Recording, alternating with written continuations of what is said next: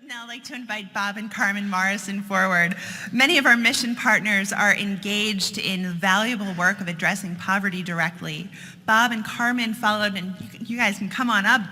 They founded Whole Life Ministries, and they'll tell you more about it, but Whole Life Ministries aims to break the cycle of violence and broken relationships that cause generational poverty to occur. And we're so pleased to have Carmen with us speaking today, and Bob in worship with us, so thank you. Thank you, Carolyn. Well, it is a real privilege to be here, a little colder than where we typically hang out, but it's very nice to be here. Romans 5 and 6 says the following: "Hope does not put us to shame, because God's love has been poured out into our hearts through the Holy Spirit who has been given to us." You see, at just the right time, when we were still powerless, Christ. And I want to just talk a few minutes this morning about what we have learned about hope from our work in urban poor communities in cities in Latin America where we're currently working. And one of the people that we have learned about hope from is a pastor whose name is Santiago, who we have been privileged to come alongside and do some work in parenting programs with a large project that he has with Compassion International, 200 kids, in a little church of 40 people. So he always says his church is 240 members strong, 200 of which are children. He started with a lot that had 2 walls borrowed from the houses next to it and raw sewage running through the street in front of him, and began to lay tile down. He was a bricklayer, and began to lay tile down, and the children would ask him what he was doing, and he would tell them. So he started doing Bible studies for children and gradually built a building over 16 years, just put the 3rd floor on this past year, and we were part of that inauguration.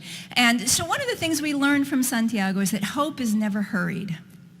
Hope takes its time. And the second then is that hope has to be active. And so one of the things that we are always so impacted by when we work with churches in these urban poor contexts is that when they see something that answers the need, they move on it.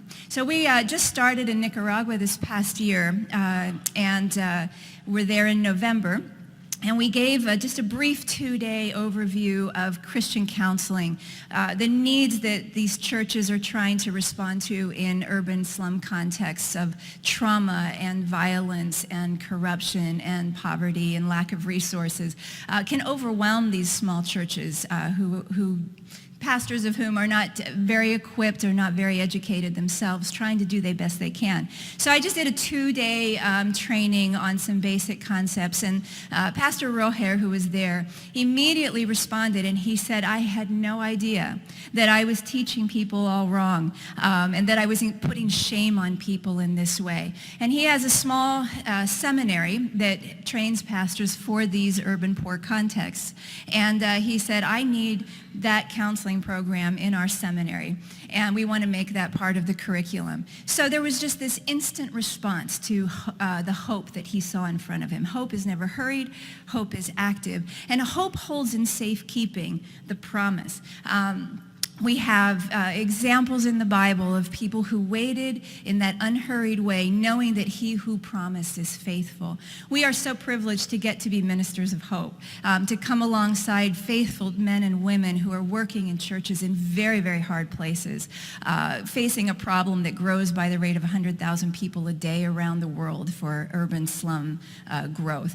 And our vision is to come alongside and equip and serve those people. We are privileged to be that. We are privileged to have partners who send us. We get to go. We're privileged to have people who send us in that context of bringing hope. And so I would just like to challenge each of us to think today about where our hope is this morning. What is it based on? Are we prepared to wait and hold on to the vision that God has given us maybe this year for what he would call us to do? And are we prepared to act? And to act quickly and act radically for the hope that is promised to us by he who is faithful. So thank you for the privilege of being here this morning. If you'd like to hear more about what we do in more detail, we will be in the fellowship hall after the service and would be happy to speak with anybody who has interest in hearing more. Thank you so much.